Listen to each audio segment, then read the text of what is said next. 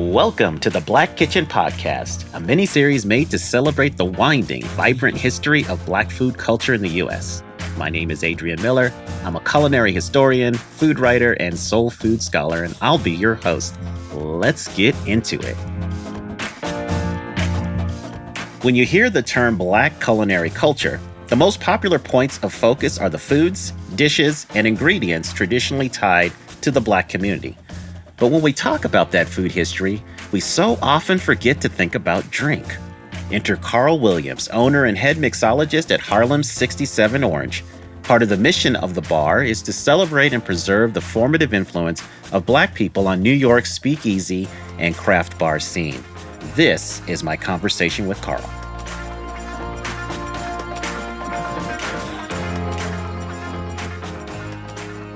Let's welcome Mr. Carl Williams of 67 Orange. How you doing today? I'm great. How are you? All right. It's good to be with you. So my first question for you is, where did you grow up? Well, I am a New Yorker. I wasn't born here. I was actually born, ironically, in Indianapolis, Indiana. First generation American. My father is from St. Vincent and the Grenadines. And I've always sort of represented as being Caribbean. I grew up with this sort of, with that Caribbean ethos in the house and the food and the church and around me. So I definitely represent for the Caribbean. But we moved to Brooklyn when I was 6. And I spent the next, until basically my freshman year of high school in Brooklyn. So when I'm asked where did I grow up, Brooklyn's where I grew up. That's what I formatively remember. That's where I went to elementary school, where I started high school in Fort Greene and Brooklyn Tech, and then we moved out to Hempstead, Long Island. It's where I finished high school and then went off to college. So you add that up, I have lived a lifetime in New York. Like, I'm all the way through and through New York. I've been in Harlem the last 20 years. All right. So you're a veteran of the beverage industry, but first in soft drinks. So tell me about that journey. I would certainly say, yes, I am a beverage guy. I've been in beverage in some way or the other for most of my career, although I never thought about it like that was what the focus or how it was going to turn out. My degree is in electrical engineering, and I started out working in manufacturing. So they bring engineers in to work within manufacturing. So I used my degree for a couple of years working in a plant. And then I moved to Puerto Rico. I moved into brand management and marketing, and then moved on to laundry detergent, which was a stint outside of beverage. It's actually what convinced me to leave, because I wasn't enjoying working on soap. And I came back to New York, and so I spent the next 6.5 years working in brand marketing for beverage. While there, I opened a coffee shop. That was my foray into the restaurant business. And then I opened 67 Orange Street, the cocktail bar, and then left Pepsi. And so then I was a restaurateur with a focus on beverage. So yes, beverage has been kind of a part of it the whole way. Okay. So that's quite a pivot, man. So how does this Yale-trained electrical engineer become a cutting-edge mixologist? What kind of drew you to that?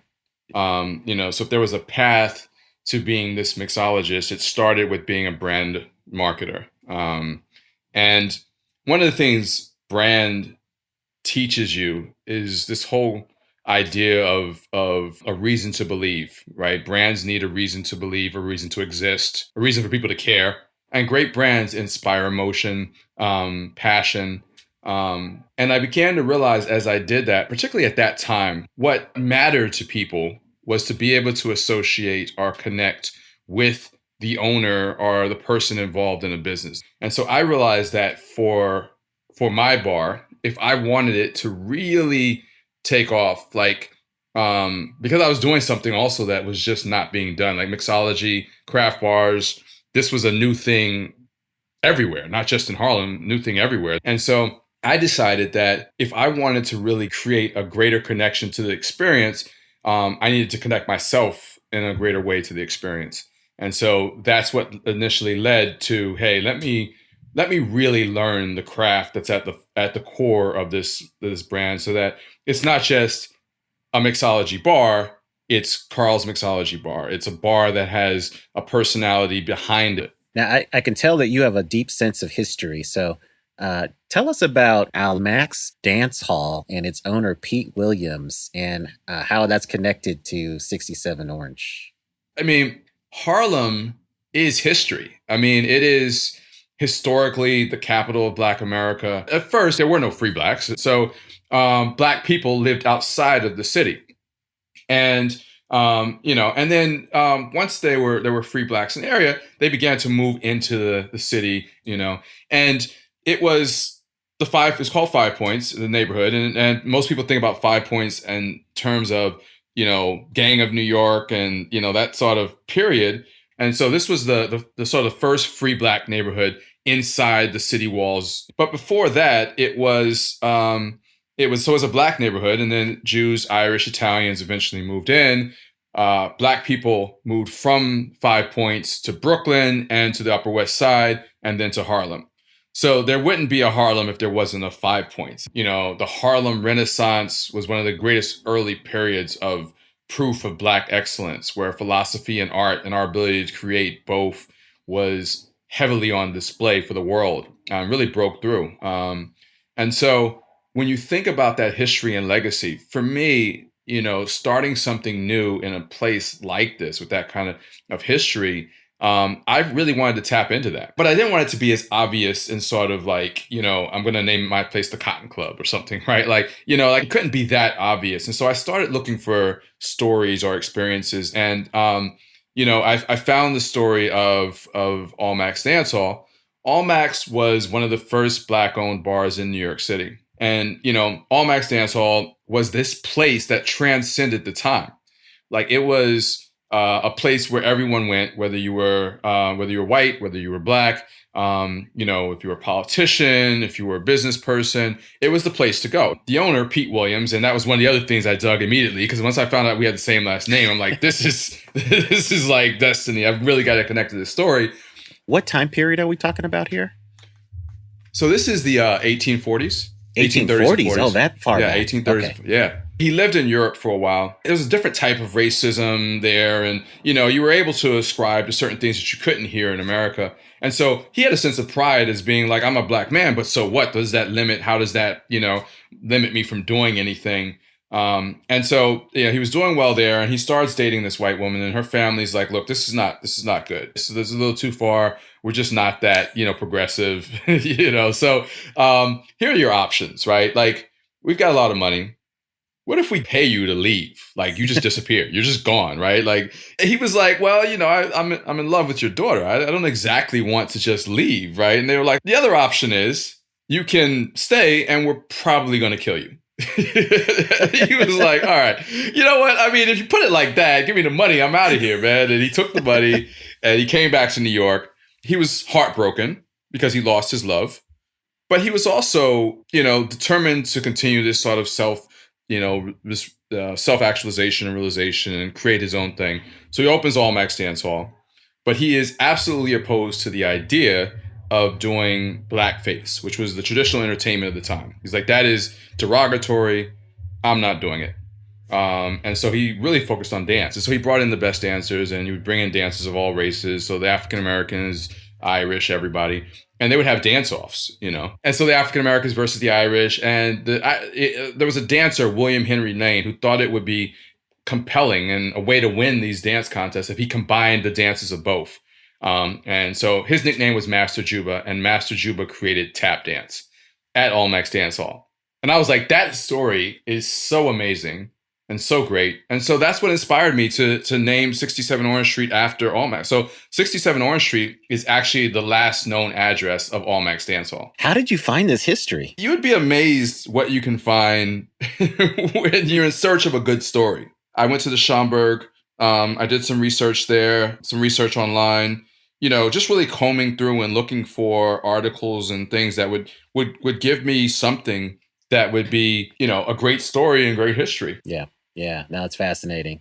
So how did craft cocktail culture survive during Prohibition era Harlem? So during Prohibition, which is the backdrop of the Harlem Renaissance, was Prohibition. And so there were more speakeasies in Harlem than any place else. At one point, over 500 of them, just in this little small neighborhood. Because when drinking became illegal throughout the city, the only place you could go, were areas where the police didn't go as much. They weren't coming up to Harlem. And then there was also this culture in Harlem where people, in order to afford to be able to live here, people had to create their own sort of way. They're all entrepreneurs. And so they started to create, to do house parties, we call rent parties, to do, things like that to be able to generate income. But in terms of just being able to have good drinks, prior to Prohibition, drinking culture, it started with punch, which was, like there was these long trips, and it was a way of taking barrels of liquor and making them palatable on these ships, right? So you added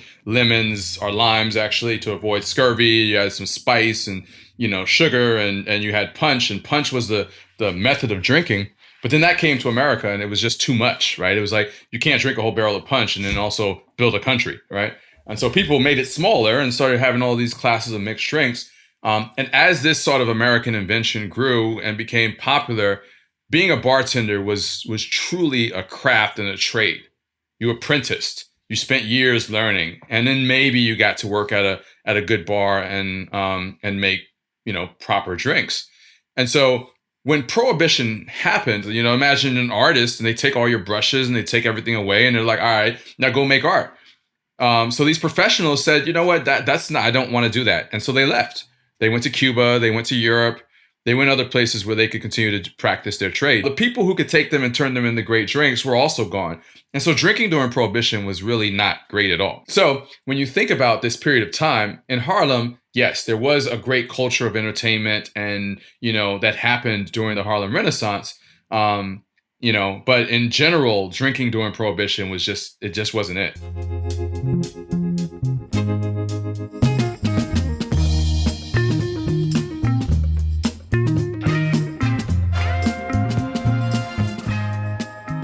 Can you just explain what a speakeasy is for someone who's not familiar with that term? A speakeasy was basically a hidden bar, a bar that, for all means and purposes, you couldn't distinguish from the outside. And so, speakeasy as in whisper, as in it's a secret, right? So you may have thought you were walking into a barbershop, but you go through a back room door and you're into a bar, or the popular corner store deli. And then once you got past the exterior or the outside presentation, you were inside of a bar and you could drink without anyone finding out that you were drinking or they were serving drinks. Ah, okay. So how does 67 Orange capture a speakeasy vibe today? Because you mentioned that it is a speakeasy. So how do you capture that vibe today? That's always been a cool part of the allure. So there is no signage outside. You walk up and there were dark curtains so you can't see inside. There was no signage on the outside. The only thing that actually gave you a clue to that there was something going on inside was the fact that people were going in and out, and that there was a number 67, which is written on the outside as if it was the address. So it's just a little number 67, little brass plate on there. And so if you're following the numbers, you go 2080 and 2082, 67, 2084, and it's kind of like, wait. Okay, there's something different there. And that was a clue. People going in and out was a clue. From the outside, you couldn't tell the energy, but then you'd walk through that curtain and the energy and the clanking of the ice and the shakers and the great drinks and the people. So the menu at 67 is a collection of ideas, of experiences or moments in time that we wanted to capture in the form of a drink. So that's sort of what it is. It's not necessarily based on a certain style of classic or a spirit or, or anything like that, or an ingredient, So it's really about these sort of experiences in a glass. Okay. Walk us through the creative process for creating a craft cocktail, from thinking about the ingredients all the way to getting the name right. Yeah, I mean, the way that I teach people when it comes to building cocktails is often great to start from a base, a formula. And so when I'm teaching a cocktail class, I generally start with the first cocktail, which is an old fashioned. And if you think about it, and it's a great way to kind of think through this, if you think about an old fashioned, yes, it's a cocktail, but it's also an amazing formula. And that formula is, spirit, sugar, water, and bitters. And if you think about that form as a formula, then your ability to be able to create becomes massive. So the spirit doesn't have to be whiskey. It could be rum, it could be gin, it could be, tequila, cognac, whatever, right? Could be sugar, it could be agave, it could be honey, it could be a liqueur, it could be your own sort of like essence that you create with fruit or something else. So that's your sweet. Your bitter could be one of the 18 million bitters that are on the market today. And then water, which you can add through ice or through actually adding a small amount of water to it. And so when you think about it like that, the idea of creating becomes simpler. The other thing is really about tasting. Every spirit is a little bit different because it depends on what you're distilling and how it's resting, what it's aging in, where it's aging, the climate, the humidity, the temp, all these things. Okay, I see the engineer and the artist coming through now. So basically you're saying just break down the formula and then that leads to endless possibilities.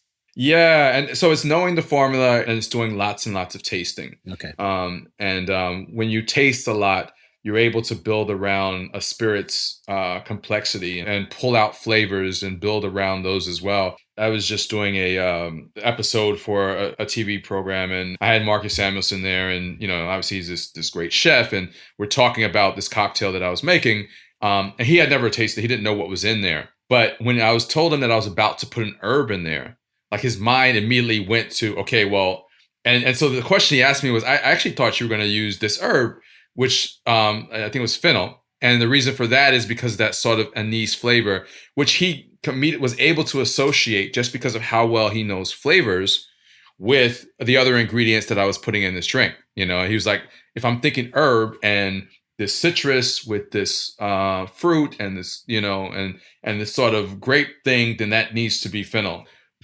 What's your all-time favorite cocktail? So my all-time favorite cocktail, there's two that we make, and then one that is just like I love this just drink. But so my all-time favorite drink, classic cocktail, is the Sazerac, made with cognac, bitters, absinthe, and a little bit of sugar. A really well-made Sazerac is just something, it's perfect. I also like cigars, so being able to have a Saz and a cigar is a perfect evening sitting outside for me.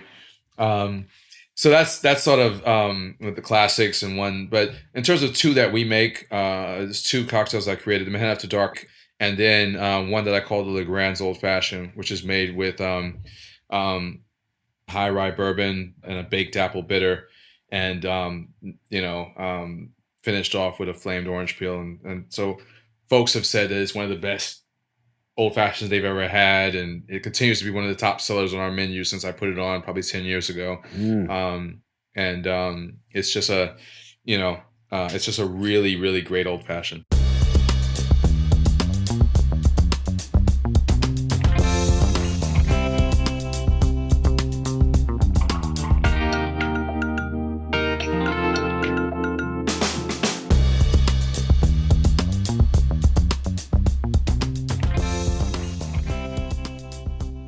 Can you tell us how the community has supported the success of 67 Orange? Oh man, Harlem has been there for us and with us. You can't be in a neighborhood for 13 years and not have not have ingrained and become important to your community, and vice versa. So and it was something that we actively sought to create from the very beginning. The other side of it, I think, is also giving back a little bit. And that's also been pretty important to me throughout my time here.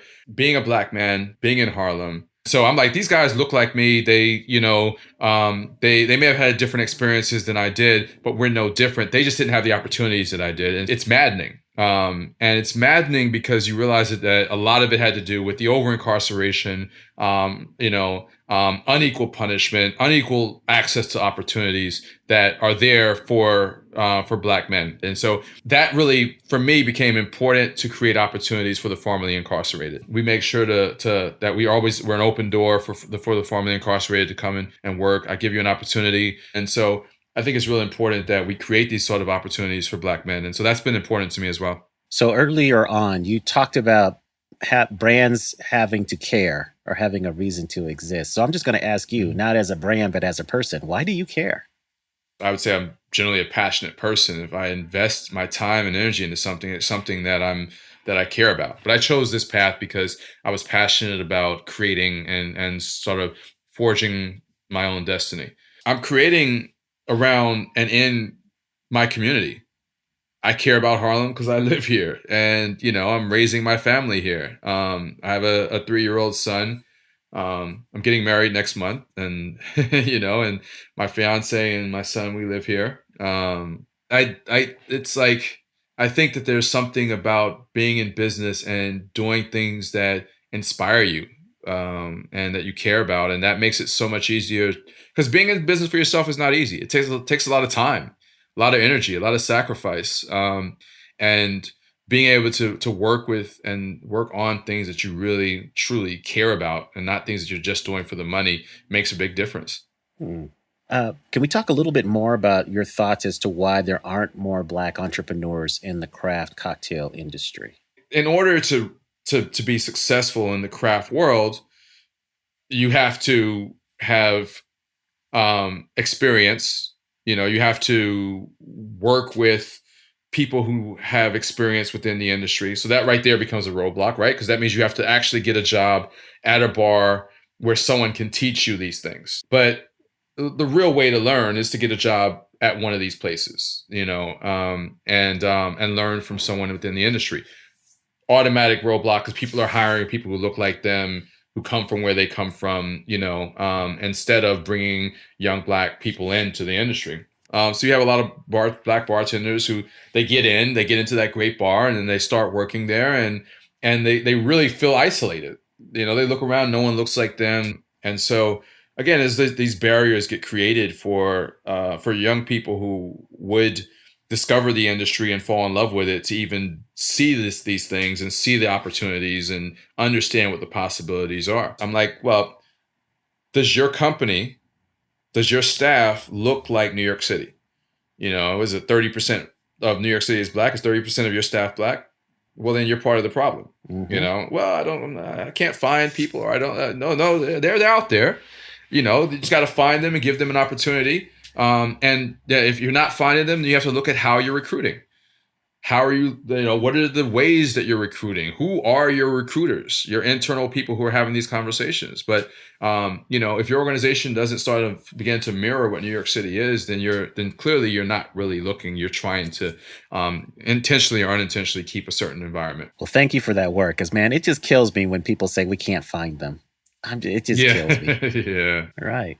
Carl Williams of 67 Orange, going to congratulate you again on being a grant recipient, and thank you so much for sharing your story with us today. Yeah, absolutely. Thank you so much for the time. This was fun. Who would have known that the circumstances that pushed Black people in New York City further and further uptown would have laid the foundation for today's speakeasy scene in Harlem and beyond? Incredible conversation with Carl Williams from 67 Orange in Harlem. Look out for his ginger beer, Uncle Wafley's Ginger Brew, available at Whole Foods in Harlem starting in mid-October. And check out the bar should you ever find yourself in New York. Thanks for listening. I'm Adrian Miller, the Soul Food Scholar, and I'm out. This podcast has been brought to you by Heinz, the Lee Initiative, and Southern Restaurants for Racial Justice. You just heard from one of the more than 60 restaurants in our 2021 Black-owned restaurant cohort. To learn more about this partnership, visit theblackkitcheninitiative.com.